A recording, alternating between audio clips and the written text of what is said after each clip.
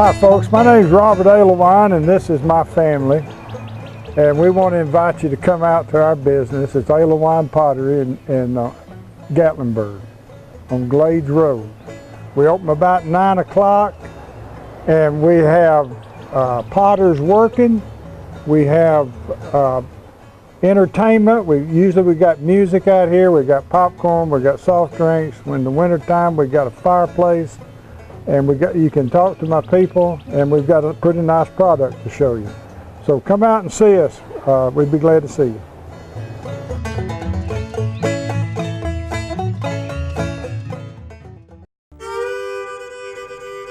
Y'all be sure and check out the Craftsman's channel.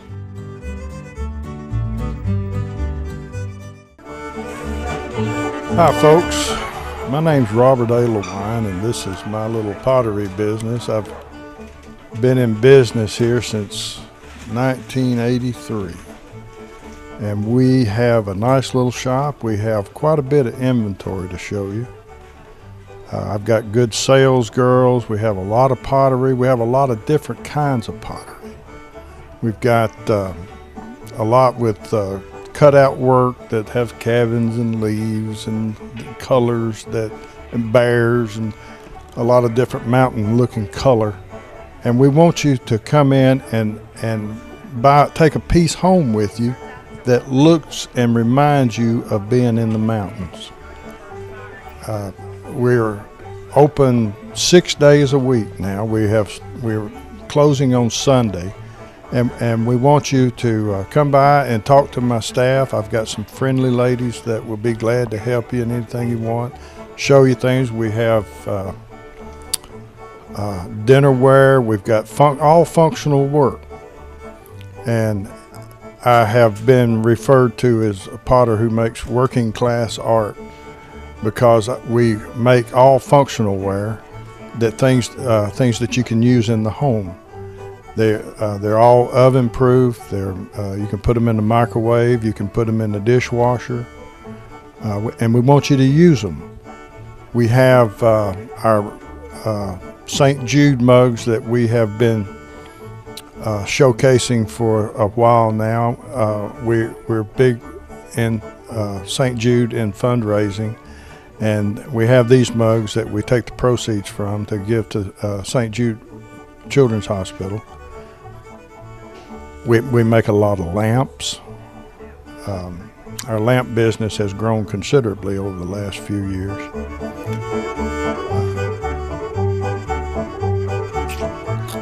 And we have a lot of different scenery on the lamps that you can look at.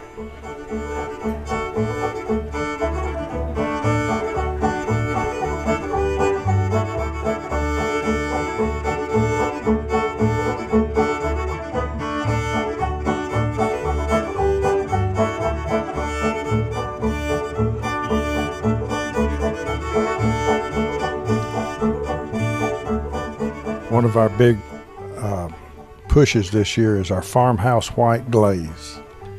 It has come on really strong, and I want you to come by. We have a good selection of it.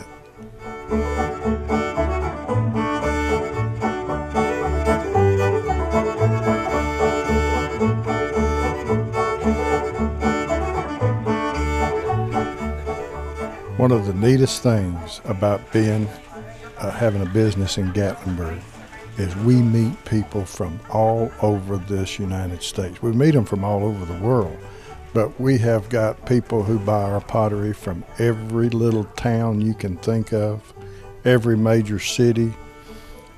We have got very good saturation in this country, and we have met some of the nicest people that you can imagine.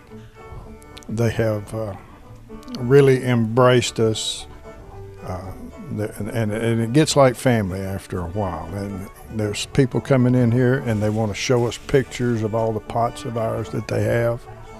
It really makes you feel good about coming to work every morning.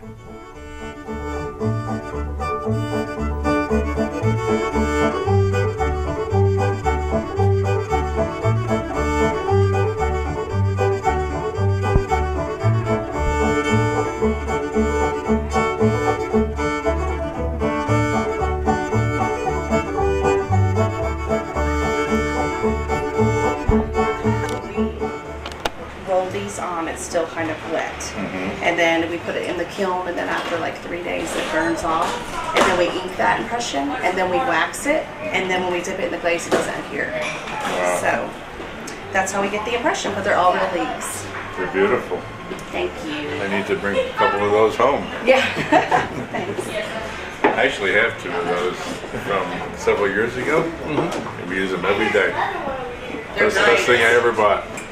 Yes, and they hold up well, so They do, they do. they work great. But we got all different colors, all different sizes, depending on, you know, what kind of shape and style you like. Every time we come to Gatlinburg, we always stop here because it's a must-see thing to do. It is. Where are you from? We're from Cleveland, Tennessee, Okay. but we get up here quite a bit. So We have a lot of our regulars that a come lot of every the things year. in our house have come from this place. Awesome. Special. Yeah, I always wanted to try to get one. Pretty. They are pretty, They're really very pretty. Our mug business has just blown up in the last several years. We make more mugs than anything, and we sell a lot of mugs. We've got name mugs, we've got mugs with pictures on them, we've got little phrases on them, we've got all kind of mugs.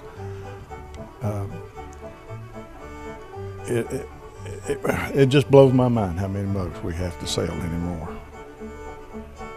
This is our dinnerware. This is our farmhouse white dinnerware selection. It is doing very well.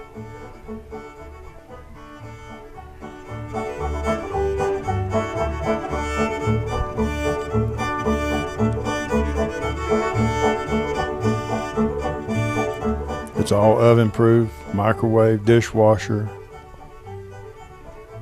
The only thing we tell people is don't put it over 350 degrees. Other than that, wear it out.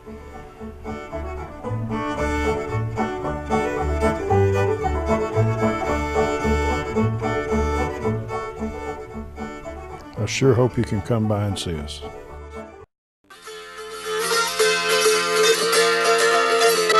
We who live so far apart that we rarely see more of one another than the blue smoke of each other's chimneys are never at ease without the feel of the forest on every side. Room to breathe, to expand, to develop, as well as to hunt and to wander at will.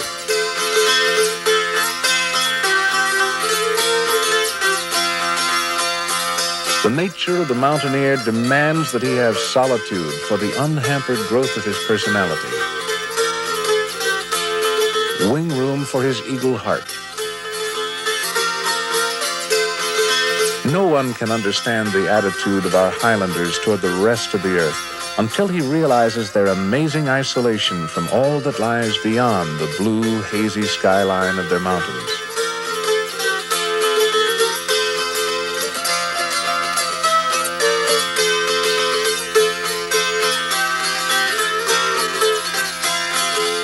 There are still people who remember. Seemed like man gets to thinking about it. We're always talking about the good old days. And you've heard the expression, we live back in the good old days. Well, that's right. It may be good old days 100 years from now. I don't know, looking now. But it ain't nothing like it used to be when I was a boy. Although we did hit it hard. You talk about money. Money is just about something that you didn't have. We had to work. We all depended on wood, too, up there. And there was no coal, there was no oil, there was nothing except firewood, you might say. So if a person got sick with the flu or got sick with something that he couldn't do his own wood getting, then we would all gather up and get him wood up, maybe enough to do him a week or so. Maybe in that time we'd hope that he would be out. Then when we'd come to our farming, we find that help one another with the crops. Then maybe if it's us, why, they would come with their horses and come with their plows and hoes. To be a boy in Greenbrier, I didn't know at that time But I was born and raised up till I was 15 years old in the most beautiful place in the world to me, but I didn't know it at that time. But I realize it now and have for the last few years. When I had to move out of this park, I had a grudge, for some time. But then I got over that when my eyes began to be opened. I began to wake up then to the beauty of the Great Smoky Mountain National Park that was once my home, and now I still cherish it as the grandest place on earth.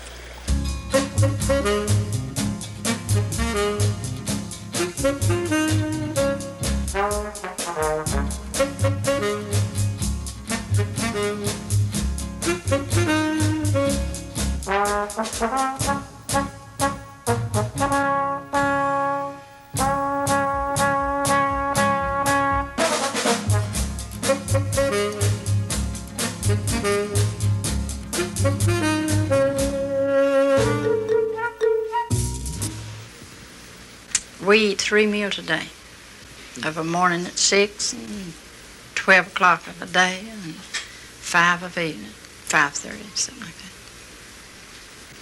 I can do it on the fireplace where I can't do it on an electric stove, for I don't even know how to operate one. I guess if you had a stove, you could regulate it more, but if you're used to the fireplace, you can just regulate it too. If you're used to it, you're used to it. It's just like cooking on the stove, these women today. And I've cooked on that for years. Best food in the world. You use hickory wood, most of the time green wood, so you'll have hot coals. And heat controls, if you'll just fix it right and have plenty of hot coals, that's what you need. You can control it by pulling your stuff out here on the hearth. That's where you cook it, but you have your coals real hot. Well, I'm cooking cornbread, and it come from a farm, ground, made.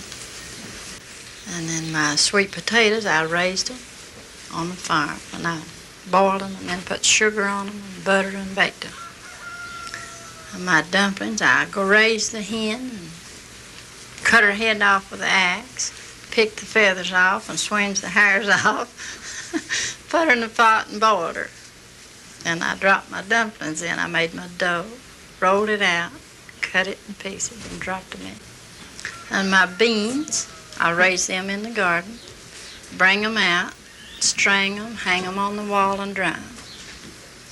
Then I soak them overnight and take my fatback meat, which we raise, and put them in the pot, and I boil them about 4 hours or till they get tender. So then I have hominy, which we grow the corn, and I take the drip lye out of the ashes I burn in my stove and skin these skins off. It takes several washings. And when I get that done, then I can it or what for the winter. I guess he'd run me off if I didn't have beans about every day. Beans or... He don't like peas too good, so I'll just have to say we have to have beans about every day. Beans and potatoes is the main thing on the farm. If you ain't got that, why, you might have trouble. So then I have fruit cake, which I bake by my old recipe I always use. Gingerbread and dried apples that I dry myself on the farm. All of it's fixed there. I raise the pickles in the garden, bring them in, onions and cucumbers, pepper. And I slice them, put a cup of sugar and a cup of vinegar, and just bring them to a boil. Then they're ready. Only things I have to buy from the store is coffee, salt, and sugar, spices sometimes. I go to the mountain and dig my herbs, what I don't grow in the little patches. I grow golden seal, and The other just grows up in the holler, and I go get it. That's one thing, we've always had good stomachs. I think it's reason because we've been on the farm and raised it on the farm and cooked it and eat it there. I really think it's healthier that way. They never fail to eat everything that's put on the table and nothing hurts him. You don't have to be a bit particular how you cook anything. Only just keep plenty of it cooked, especially cake. He eats his cake every time he comes through the kitchen. We have meat 3 times a day, most of the time.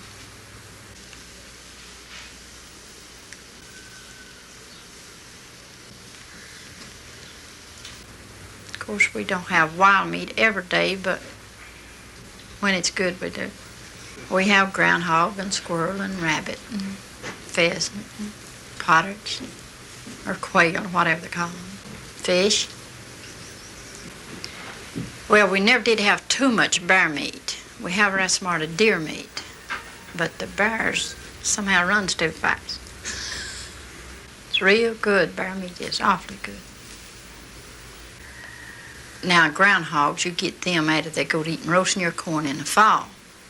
In the spring, they're not good because they eat too much green stuff. I have people to come to my house to get me to can for them, cook for them, and you can't learn them how. That's what gets me. They just don't want to learn, I guess. They just want you to do it for them. Some people you can learn how to do things, which I'd love to, and can, but people these days just don't seem to care. Or something, I don't know why. They think it's too much, I think, now. The young people would rather just go to the store and buy something, make a sandwich, than to get out there in the garden and pick it. And I've had a lot of people that I've made garden stuff and offered to give to, and they would not put it up. They just, I don't know, people growing up today ain't interested like the old people was. They don't want to do it. I don't think I'd like what they do. They might not like what I do.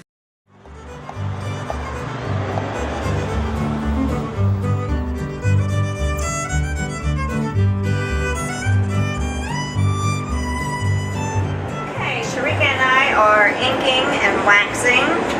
It's a process when the leaf is taken off.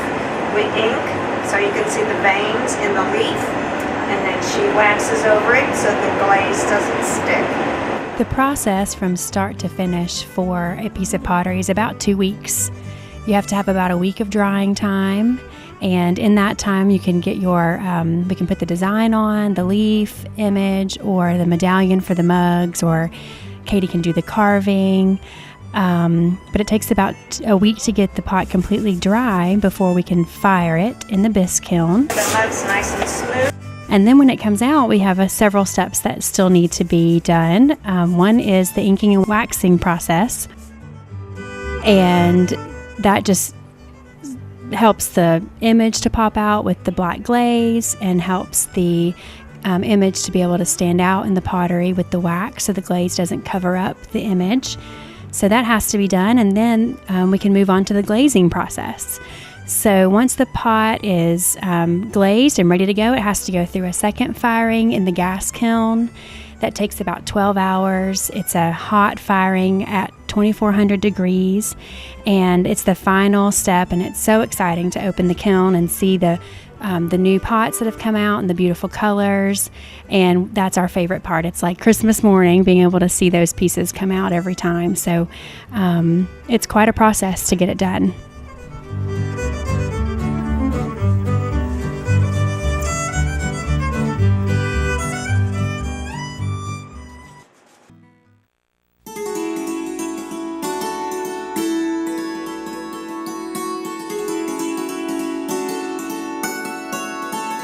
No one planned it when Gatlinburg's arts and crafts community started in the beautiful Smoky Mountains of East Tennessee.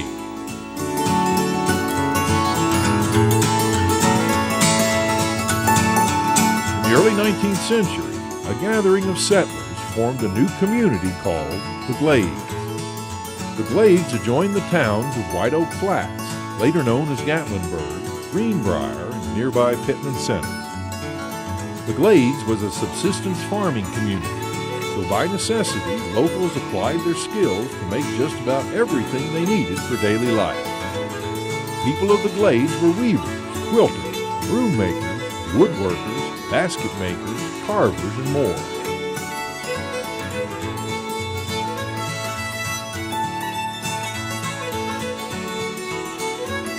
Nobody in the Glades really thought of themselves as a craftsperson or artist. They were just good at creating skillful items for everyday use. Some also made extras to trade with neighbors or after traveling 2 days on bad roads to sell in Knoxville. In the early 1900s, Gatlinburg was a small, humble settlement of 2 stores and 6 houses. The burg was a hub for about 200 families living nearby. Attitudes changed in 1912 when Pi Beta Phi fraternity started a settlement school in Gatlinburg. This new school encouraged locals to preserve their traditional crafts and skills. Once locals learned of arts and crafts, they saw their old creations in a new, intriguing way. What before was just a useful pot, broom, chair, or basket now started looking like a valuable item. In 1925, the first actual craft shop was opened in downtown Gatlinburg by Allie Owenby, daughter of E.L. Reagan, a furniture maker from the Glades. In 1926, the aircraft shop opened. As more shops opened, the Glades and nearby communities began producing handmade items to sell. Visitors started arriving, new people who appreciated fine workmanship and real beauty. And they were eager customers who would buy local handmade items. A cottage industry in the Glades grew in the 1930s as local arts and crafts won recognition outside the valley. Noah McCarter made and sold ladderback chairs and rocking chairs from a shed behind his log home. Next door, his sister, Mary Owenby, built chairs, did weaving, and made rifles. Cora Watson set up a loom on her front porch with a sign saying "Weaving for Sale." She built up a steady mail-order business, too, hiring neighbors and their daughters to weave. A number of women did weaving in their homes for the shops in Gatlinburg. And students of O.J. Matilde, who taught woodworking at the settlement school, soon opened their own woodworking shops. Lee Ogle opened a broom shop on Glades Road. Don Cowden was already selling his wood carvings to Hattie Ogle for her Bearskins craft shop in Gatlinburg. She convinced him to open his studio to the public so customers could visit the Glades and see him work. About then, members of many local founding families who still live today around the Glades got involved in producing arts and crafts. Their old, long-preserved family skills were revived and rekindled. In 1934, the Great Smoky Mountains National Park was established. The park brought highway access across the mountains from North Carolina, and better access meant more customers for local arts and crafts. Good customers now came regularly to the Glades to meet craftspeople and to shop for authentic crafts. The exact idea of the Great Smoky Arts and Crafts community occurred in 1937 when Carl Husky opened his village craft shop. People of the Glades all joined together as a community. They used a card rack to advertise their crafts and help visitors find their shops. Marion Mangrum, a local grocer who owned a printing press, fixed up the first map and rack card for them. So the arts and crafts community was finally born. In 1942, things changed. When World War II struck, most craft activity stopped. But after the war, the tourists returned. Local men came home and reopened their businesses. The Glades began growing again. Artisans were attracted to the Glades by visiting the park and attending local craft shows. They saw the beauty of the mountains and potential customers for their creations. These artists and craftspeople, old and new, worked together to promote the shops and studios of the arts and crafts community. In 1978, the Great Smoky Mountains Arts and Crafts Association was officially formed with 28 charter members. Today in the Glades, many community members are third and fourth generation craftspeople or related family members of that original group. Today the community is an avenue of arts and crafts where visitors browse, chat, and see one-of-a-kind pieces created before their eyes. The Great Smoky Mountains Arts and Crafts community is the oldest and largest group of independent artisans and craftspeople in the United States. In 1999, the foundation was designated as an official project by Save America's Treasures. Now we must act. We must preserve this heritage of arts and crafts.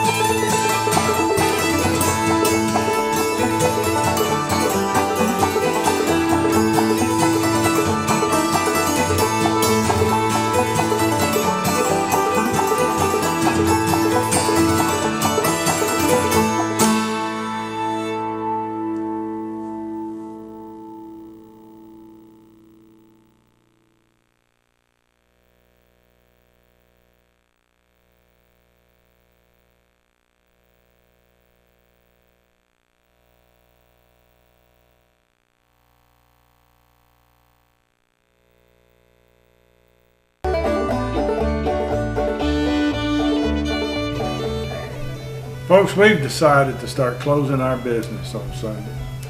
We like to go to church, and we want our employees to have a day off that they can go to church and that they can spend with their families. So y'all come see us Monday through Saturday, 9 to 6, and enjoy your stay in our Great Smoky Mountains.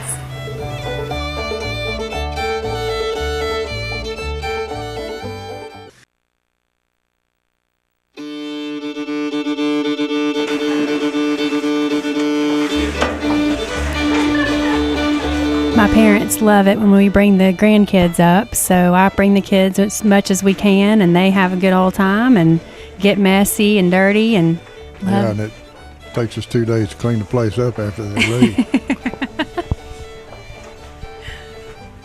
But I love it.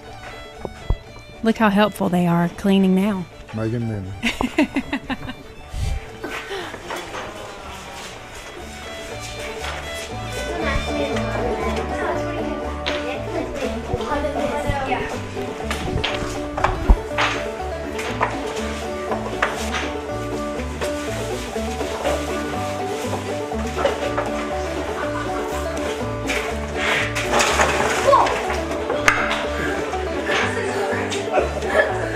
Oh my gosh! Hello. Just say.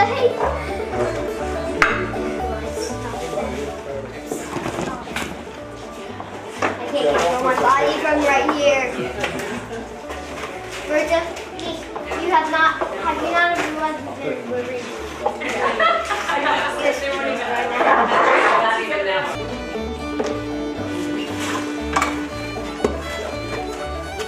What are y'all working on? We're just cleaning. We're just cleaning the board. Just cleaning. It's like a shaving spot thing. We just started out. How does this take shorter than cleaning a playroom? Because it's more simple. All you use is one tool, and it's only one thing that goes in the same thing. Play with Mom.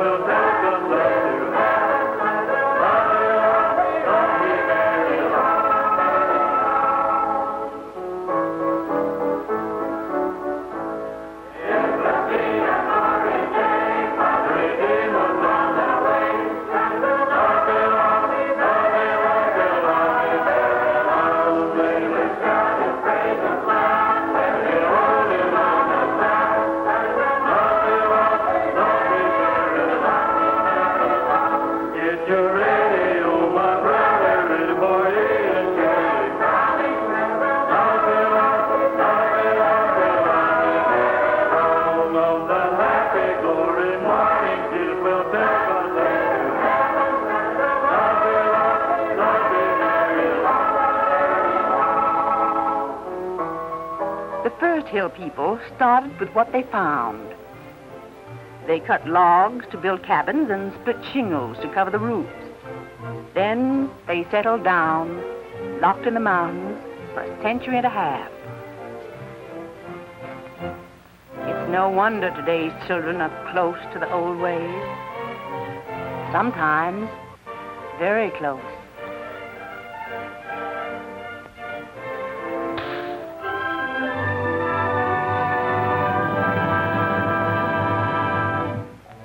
In all his days, John McDowell has never had a spoonful of white sugar on his table.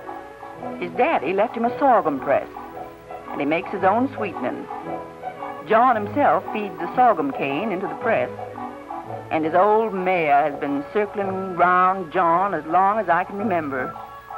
I had to smile when he told me the press was botched on from an iron foundry way yonder in Ohio, and it was 20 days a coming as it rode the last spell on the back of a mule critter.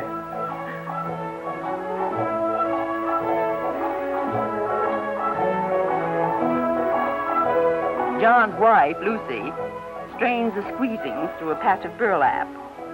She makes the best cornbread for miles around, and her man makes the best sweetening.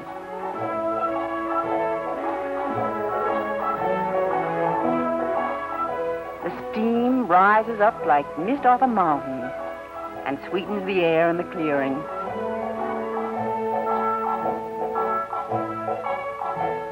John's brother, Herman, stirs the sweet juice while it boils in the pan and gets thicker by the stir. Makes me almighty hungry when I'm near it.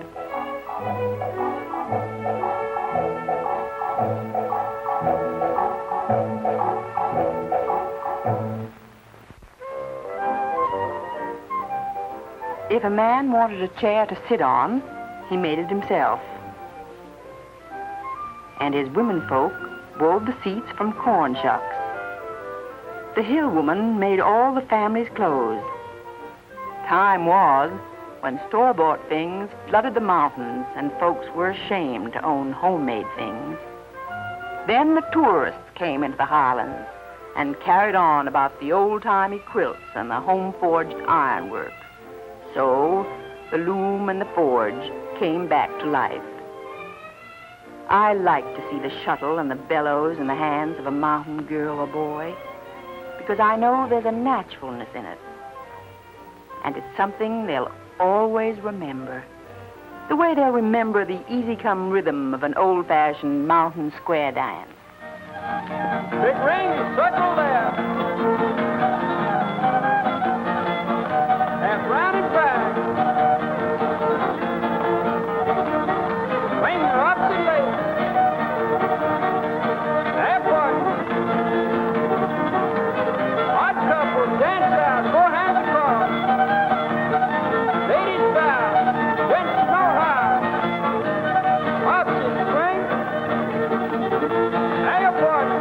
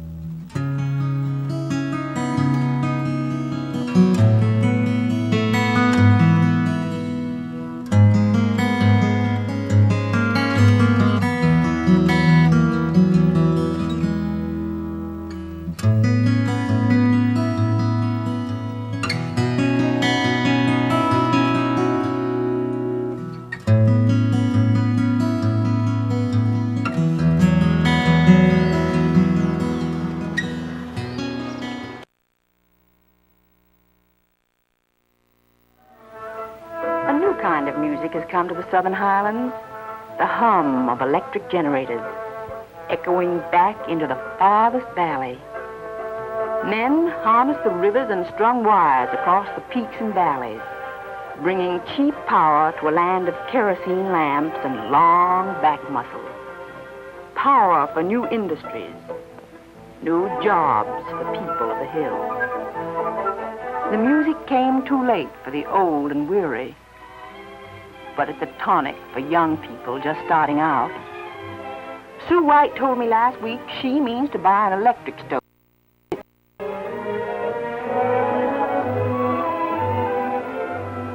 Sue is kindly persistent when she sets her heart on something.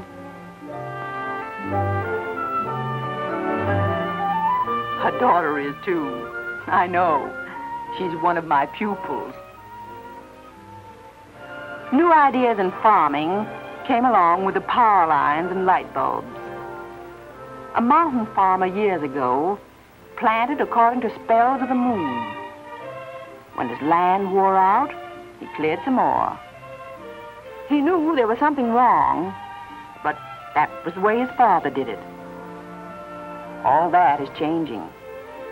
Now he can talk things over with the county farm agent and the federal government's farm advisor. He learns how to grow tobacco, how to start the young plants in a sunny patch and harvest the crop in the early fall. Tobacco puts cash in his pocket for necessities that he can't grow or build. He hears about plowing a furrow along the contours of a sloping land so the rain won't wash away the good topsoil. And he lets machines do more and more of his work. That way he gets more done and doesn't feel so tired when the sun goes down. He learns the sense of rotating crops, growing cover crops to be plowed under, so the soil he farms today will be rich and sweet for his sons. It used to be that a tree was cut down if it was in the way. Now the Highland farmer protects his woodlot and thinks of his lumber as a crop. It's a new idea with him. He takes care of the forest, and the forest takes care of him.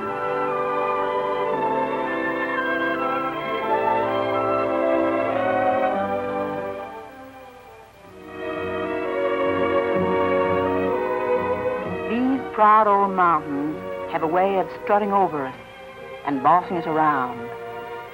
But we're beginning to talk back now.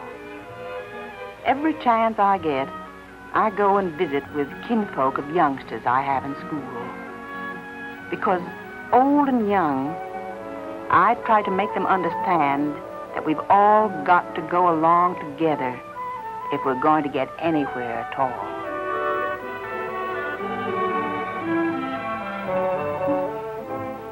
Our people love this land. They mean to stay here until the mountains tumble into the valleys. But they need no longer be slaves to the mountains if they listen to the music of the future, the hum of dynamos and the machines.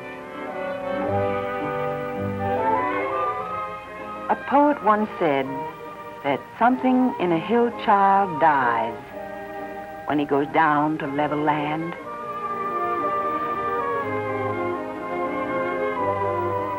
We all know that the Highlands are a little bit poorer for every child who goes away from them.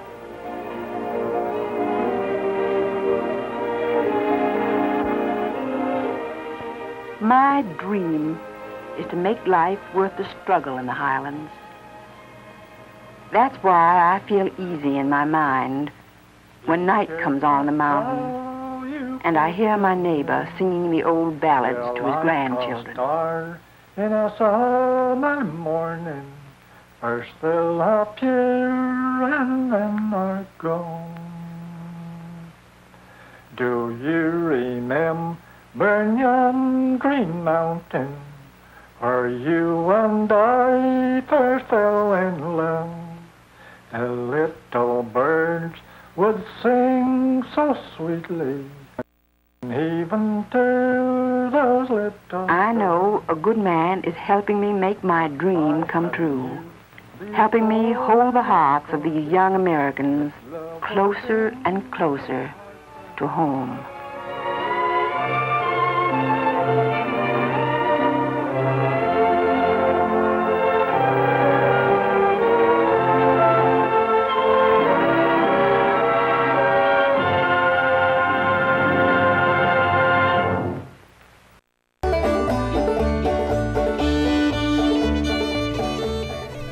Folks, we've decided to start closing our business on Sunday. We like to go to church, and we want our employees to have a day off that they can go to church and that they can spend with their families. So y'all come see us Monday through Saturday, 9 to 6, and enjoy your stay in our Great Smoky Mountains.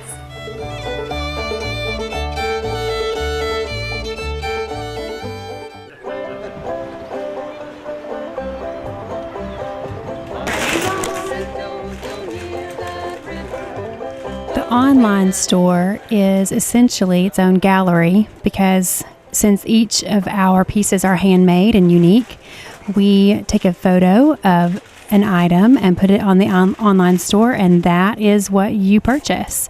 We make sure to carefully wrap the product and ensure that it is delivered to you safely. And you are getting that piece that you see in the photo. So it's a great way to be able to still connect with our customers. We are so happy to be able to provide that service and to, you know, still ship pottery all over the United States. So when you are not able to come to the shop, you can still look at the online store. We try to keep it well stocked with a wide variety of the things that we offer in the main store. So Amy and I work hard to make sure that you get all the options, and if, of course, if you ever need anything, you just call the shop and we're happy to help.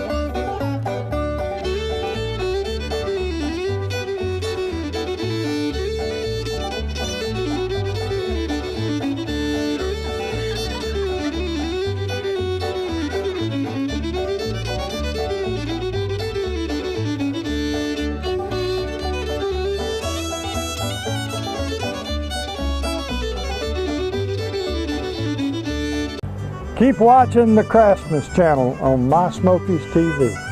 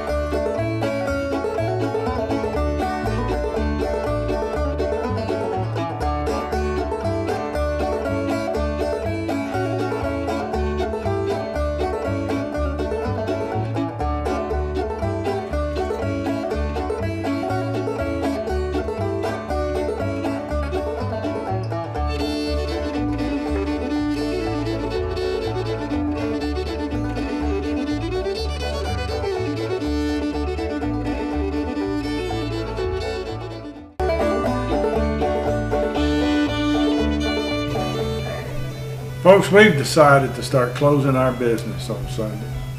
We like to go to church, and we want our employees to have a day off that they can go to church and that they can spend with their families. So y'all come see us Monday through Saturday, 9 to 6, and enjoy your stay in our Great Smoky Mountains.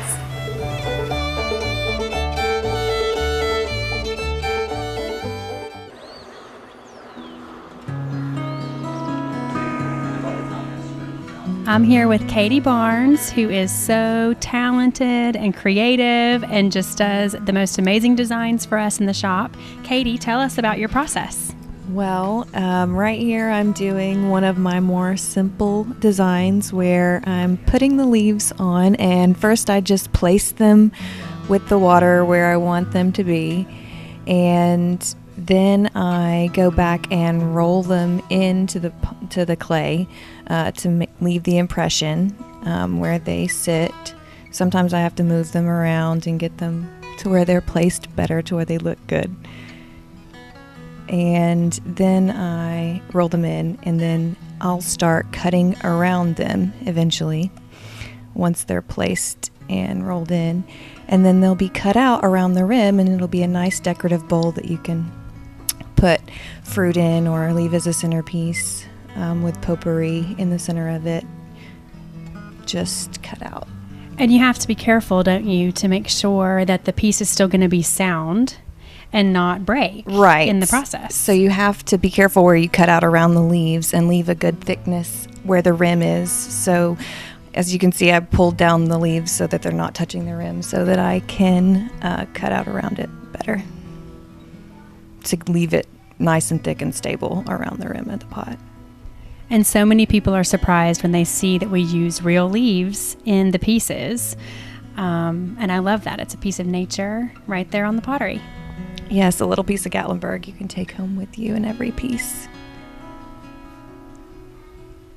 So cutting out a thick bowl like this sometimes takes 2 or 3 times to get that piece of clay out of there. It's harder. Sometimes you have to go back and cut it around it again. You can see how thick it is.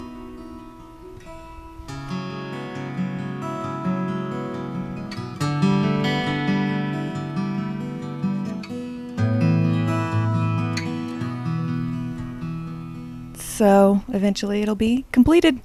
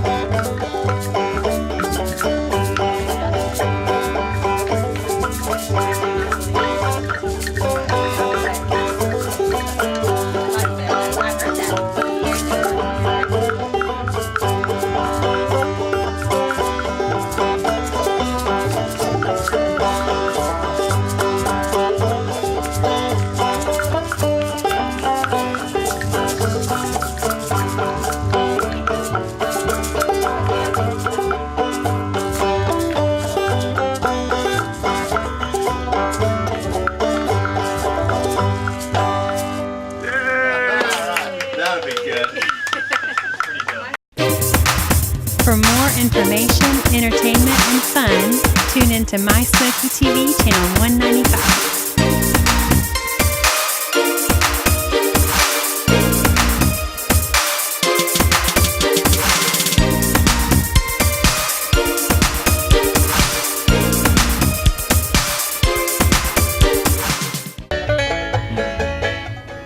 Come see us, folks. We'd love to see you. This is our whole life is built around this business, and we got a lot of pretty pots, and we want you to come by and see what we've got to show you.